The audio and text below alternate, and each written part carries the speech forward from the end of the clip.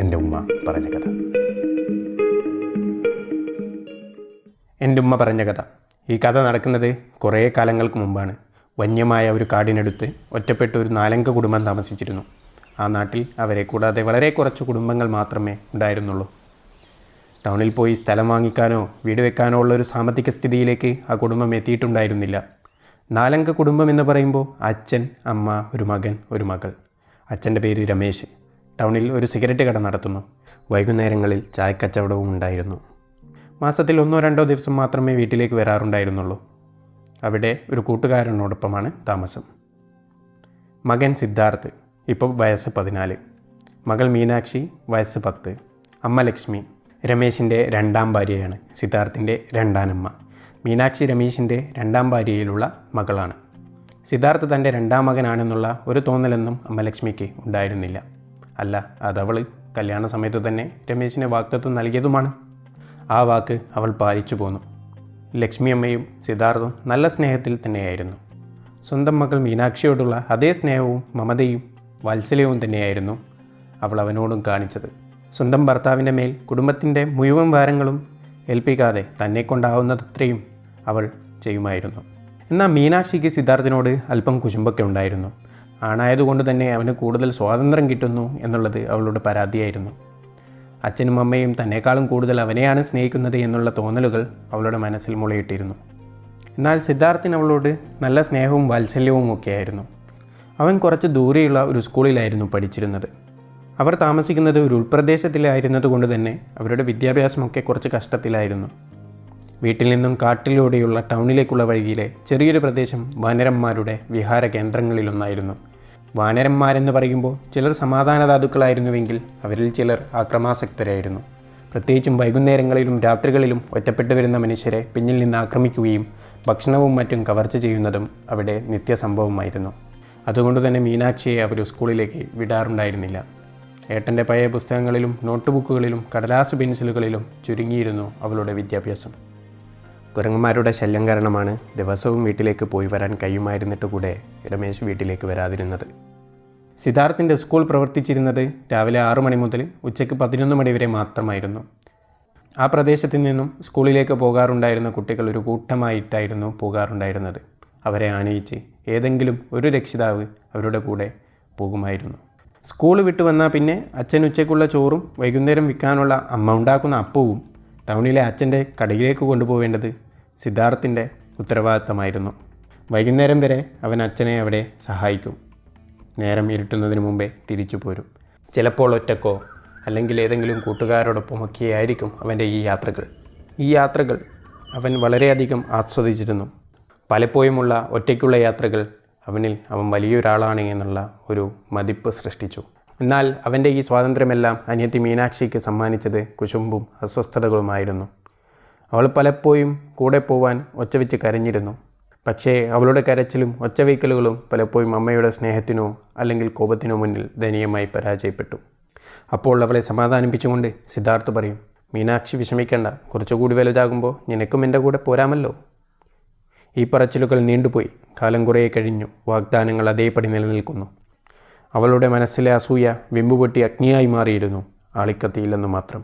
മാസത്തിൽ 2-3 ദിവസം മാത്രം വരുന്ന അച്ഛൻ അവർക്ക് പലവിധത്തിലുള്ള മിഠായികളും വസ്ത്രങ്ങളുമൊക്കെ സമ്മാനിച്ചിരുന്നു.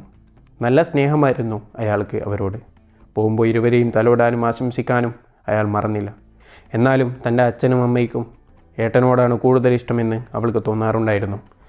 ഭക്ഷണം കഴിക്കാൻ തീന്മേശയിലിരിക്കുമ്പോഴും പോകാൻ നേരത്തും മറ്റും തൻ്റെ മകൻ സിദ്ധാർത്ഥിൻ്റെ ആത്മാർത്ഥതയെക്കുറിച്ചും കടയിൽ വന്നാൽ അവൻ അവിടെ കൈകാര്യം ചെയ്യുന്നതിനെക്കുറിച്ചും മറ്റും അയാൾ വാചാലനാകാറുണ്ടായിരുന്നു. തനിക്കൊരവസരം തന്നാലല്ലേ പ്രവർത്തിച്ച് കാണിക്കാൻ കഴിയൂ, അല്പം നിരസത്തോടെ മീനാക്ഷി മനസ്സിൽ പറയും. അങ്ങനെ അച്ഛൻ്റെ ഒരു തിരിച്ചുപോകലിൻ്റെ പിറ്റേ ദിവസം സിദ്ധാർത്ഥിന് സ്കൂൾ അവധിയായിരുന്നു. അതുകൊണ്ട് തന്നെ അമ്മയും മകളും മകനും കൂടെ കാട്ടിലേക്ക് പോയി. അപ്പമുണ്ടാക്കാനും അവരുടെ ഭക്ഷണത്തിനുമുള്ള വിറകും കായ്കനികളും ശേഖരിക്കാനായിരുന്നു ആ യാത്ര. ആ കാട് അവർക്ക് പരിചിതമായിരുന്നു. അതുകൊണ്ട് തന്നെ അവരുടെ ജോലി അവർ പെട്ടെന്ന് തീർത്തു. സമയം കളയാതെ കെട്ടിവെച്ച വിറകും പയവുമൊക്കെയായി അവർ വീട്ടിലേക്ക് തിരിച്ചു. അങ്ങനെ അവർ നടന്നു വരുമ്പോൾ ആ വാനരന്മാരുടെ സാന്നിധ്യമുള്ള ആ പ്രദേശത്തെത്തിയപ്പോൾ പെട്ടെന്ന് അവർക്ക് മുന്നിലേക്ക് ഒരു കൂട്ടം കുരങ്ങുകൾ ഓടിയെടുത്തു. സാധാരണ ഈ ഒരു സമയത്ത് ഇത്തരത്തിലൊരു അനുഭവം ആർക്കും ഉണ്ടായിട്ടില്ല. വിശന്നിട്ടായിരിക്കാം പെട്ടെന്നുള്ള ഈ ഒരു ആക്രമണത്തിൽ അവർ ചെറുതായി പതറി. ഒരു കെട്ട് വിറകിൽ നിന്ന് ഒരു മുട്ടൻകൊള്ളി അമ്മയുടെ കാലിലേക്ക് വീണു. ലക്ഷ്മി അമ്മയുടെ കാലിൽ നിന്നും രക്തം വാർന്നൊലിച്ചു. വാനരക്കൂട്ടം ഓടിയൊളിച്ചു. തങ്ങൾക്കാവശ്യമുള്ളതൊന്നും അവരുടെ പക്കലില്ലെന്നറിഞ്ഞിട്ടാകാം മറ്റൊന്നും സംഭവിക്കാത്തതിൽ അവർ ആശ്വസിച്ചു. വിറക് ചുമലിലേറ്റി സിദ്ധാർത്ഥും അമ്മയ്ക്ക് കൈപിടിച്ച് മകൾ മീനാക്ഷിയും വീട്ടിലേക്ക് തിരിച്ചു. മുടന്തി വേദനയും സഹിച്ച് ലക്ഷ്മിയമ്മ വീട്ടിലെത്തി. കാല് നന്നായി കഴുകി മരുന്ന് പുരട്ടി കെട്ടിവെച്ചു. അല്പം ഒന്ന് കിടന്നു. പെട്ടെന്ന് തൻ്റെ പ്രിയതമനെയും തൻ്റെ കർത്തവ്യങ്ങളും ഓർമ്മ വന്ന് അവളെ എഴുന്നേറ്റു. ദൈവമേ, രമേശ് ഏട്ടന് ചോറുണ്ടാക്കണം, അപ്പം തയ്യാറാക്കണം, മക്കൾക്ക് ഭക്ഷണം കൊടുക്കണം. വേറെ വഴിയില്ല. അവൾ വയ്യാത്ത കാലുമായി അടുക്കളയിലെത്തി. അമ്മയുടെ അവസ്ഥ കണ്ട് മകൾ മീനാക്ഷിയും തന്നാലാവുന്നത് ചെയ്തു കൊടുത്തു. അപ്പവും ചോറും സിദ്ധാർത്ഥ് പാക്ക് ചെയ്തു. എന്നത്തെയും പോലെ ആ കാട്ടുവഴികൾ താണ്ടി അവൻ കടലക്ഷ്യമാക്കി നടന്നു. വേദന സഹിക്കാൻ കഴിയാതെ വന്നപ്പോൾ ലക്ഷ്മി അമ്മ കിടക്കാൻ തീരുമാനിച്ചു. കിടന്ന വഴിയെ അവൾ ഉറക്കത്തിലേക്ക് തെന്നി വീണു. ആ സമയം മീനാക്ഷി തൻ്റേതായ കുസൃതികളിൽ ഏർപ്പെട്ടു. ദൈവമേ എന്ന നിലവിളിയോടെ ലക്ഷ്മി ഉറക്കത്തിൽ നിന്ന് എഴുന്നേറ്റു. നേരം ഇരുട്ടിയിരിക്കുന്നു. മോളെ മീനാക്ഷി, നീ എവിടെയാ ഉള്ളേ? അവൾ മകളെ വിളിച്ചു. അമ്മേ, ഞാൻ ഇവിടെയുണ്ട്, അവൾ മറുപടി പറഞ്ഞു. അവൻ എത്തിയോ? ഇല്ല അമ്മേ, ഏട്ടൻ എത്തിയിട്ടില്ല. ദൈവമേ, നേരം ഇരുട്ടായല്ലോ, അവനെവിടെ? അവളുടെ ഉള്ളിൽ ഭയം അലയടിച്ചു. മോളെ, നിനക്ക് ഒന്ന് ആ വഴി വരെ പോയി നോക്കാൻ പറ്റുമോ? എനിക്ക് കാലിന് വയ്യല്ലോ, അല്ലെങ്കിൽ ഞാൻ തന്നെ പോയേനെ. താല്പര്യമില്ലാതിരുന്നിട്ടും മകളോട് അമ്മ പറഞ്ഞു. കേട്ട പാതി കേൾക്കാത്ത പാതി അവൾ ഞാൻ പോകാം എന്ന് പറഞ്ഞു. തനിക്ക് പുറത്തു പോകാൻ ഇതാ ഒരവസരം കിട്ടിയിരിക്കുന്നു. ഇത് കൃത്യമായി ഉപയോഗിച്ചാൽ ഞാൻ സ്വതന്ത്രയാകും. നീ ചെറിയ കുട്ടിയല്ലേ എന്നുള്ള പറച്ചിൽ മുഴിഞ്ഞു കിട്ടും. അവൾ ഒരു നീളം വടിയും ടോർച്ചുമെടുത്ത് മുന്നോട്ടേക്ക് നടന്നു. അവൾ പോയപ്പോൾ അമ്മയുടെ ഭയം കൂടി വന്നു. എനിക്ക് വയ്യാതായിപ്പോയി, അല്ലെങ്കിൽ ഞാൻ വിടില്ലായിരുന്നു അവളെ. അവൾക്ക് എന്തെങ്കിലും പറ്റുമോ എന്ന ഭയം അമ്മയുടെ മനസ്സിൽ തളം കെട്ടി നിന്നു. മീനാക്ഷി കുറേ നടന്ന് മുന്നോട്ടേക്ക് പോയിരുന്നു. വഴിയിലൊന്നും സിദ്ധാർത്ഥേട്ടനെ അവൾക്ക് കണ്ടെത്താൻ കഴിഞ്ഞിരുന്നില്ല. പെട്ടെന്നാണ് അവൾക്ക് പിറകിൽ ഒരു നിഴൽരൂപം പ്രത്യക്ഷപ്പെട്ടത്. പെട്ടെന്നവൾ തിരിഞ്ഞു നോക്കി. അതൊരു വാനരക്കൂട്ടമായിരുന്നു. ആ കൂട്ടം അവളെ ആക്രമിച്ചു. പല ശബ്ദങ്ങളും അവർ പുറപ്പെടുവിക്കുന്നുണ്ടായിരുന്നു. അവളുടെ മുഖത്ത് നഖം കൊണ്ടോ മറ്റോ ആഞ്ഞു വീശി. മുഖത്ത് വലിയ വ്രണം രൂപപ്പെട്ടു. രക്തം ചാലിട്ടൊഴുകാൻ തുടങ്ങി. അവൾ വേദന കൊണ്ട് പൊളഞ്ഞു. പെട്ടെന്ന് അവളുടെ വടിയെടുത്ത് കുതിരിയോടി. മുന്നോട്ടെത്തി തിരിഞ്ഞു നോക്കുമ്പോൾ ആ വാനരക്കൂട്ടം അപ്രത്യക്ഷമായിരിക്കുന്നു. നിലാവിൻ്റെ വെട്ടത്തിൽ അവൾ അവളുടെ മുഖത്ത് രൂപപ്പെട്ട വീണ്ടൽ ശ്രദ്ധിച്ചു. വേദന കൂടി വരുന്നു. ഹൃദയമിടിപ്പ് കൂടി വന്നു. തൻ്റെ വസ്ത്രവും ആകെ കീറിയിരിക്കുന്നു. കുരങ്ങുകൾ തന്നെ ആക്രമിച്ച കാര്യം വീട്ടിൽ പറഞ്ഞാൽ തനിക്കൊരിക്കലും തനിച്ച് എവിടേക്കും പോകാൻ പറ്റാത്ത അവസ്ഥ വരും.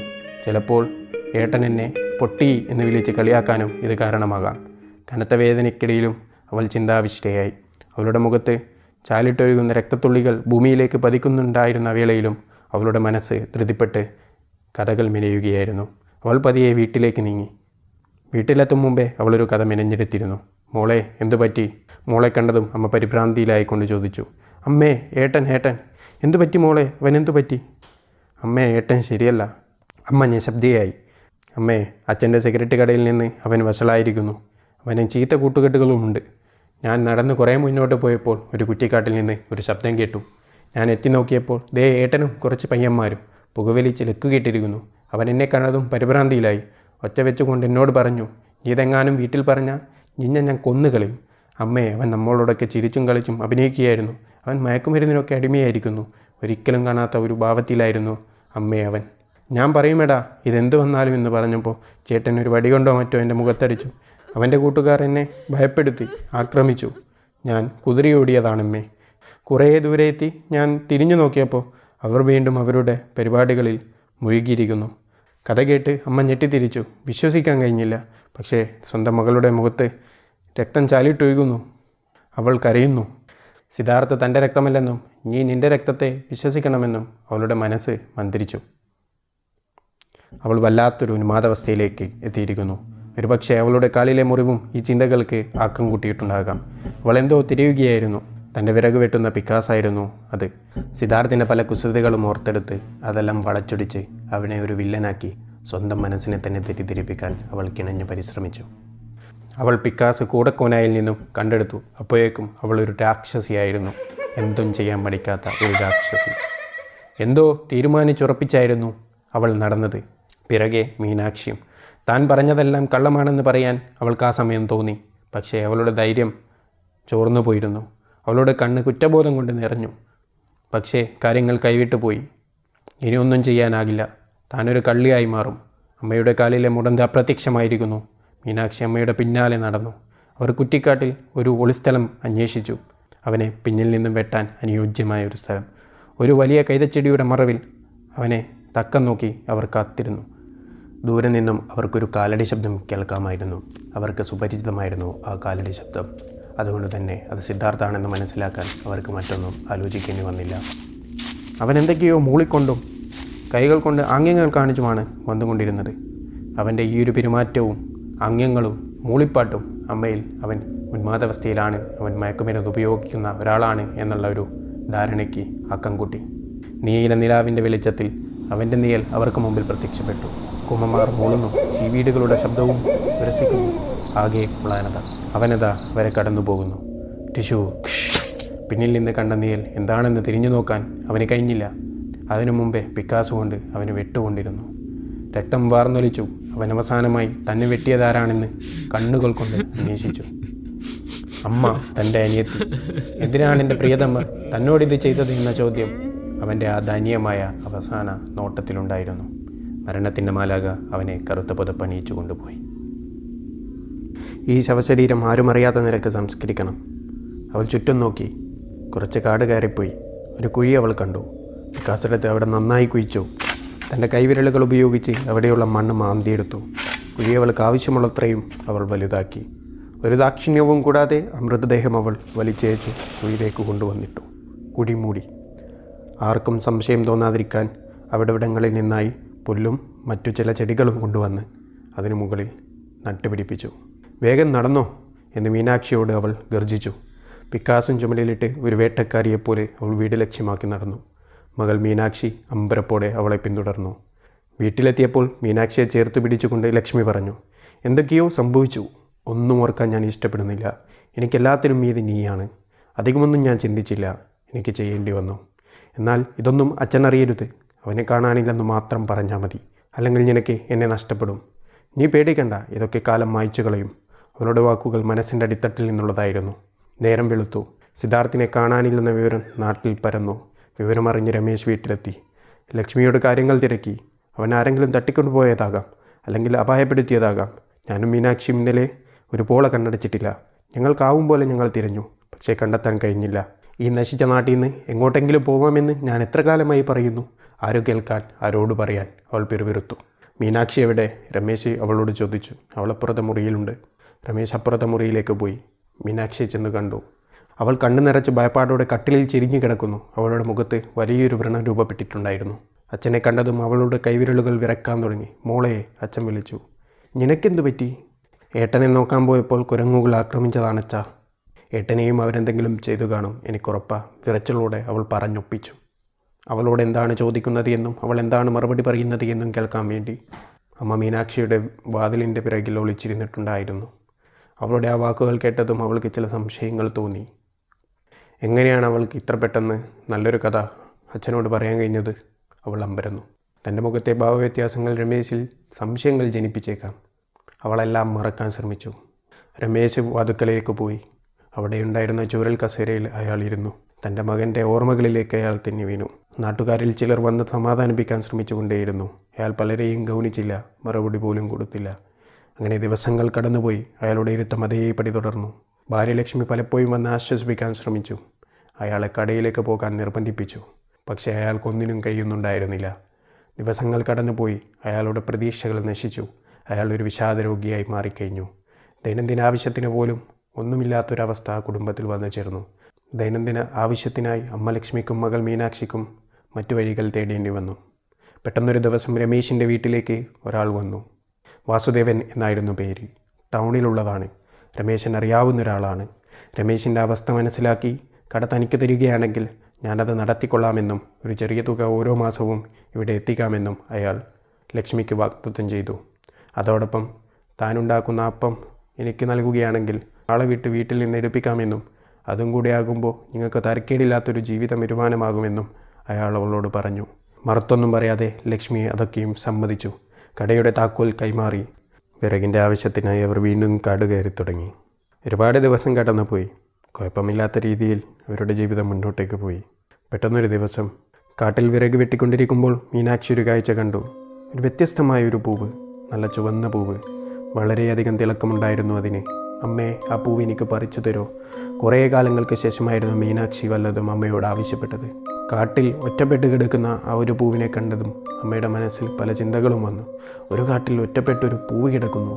ആ പൂവിന് എന്തോ ഒരു വ്യത്യസ്തത കാഴ്ചയിൽ അമ്മയ്ക്കും തോന്നി. തൻ്റെ മകൾക്ക് വേണ്ടി അവൾ അത് പറിക്കാൻ അതിനെ സമീപിച്ചു.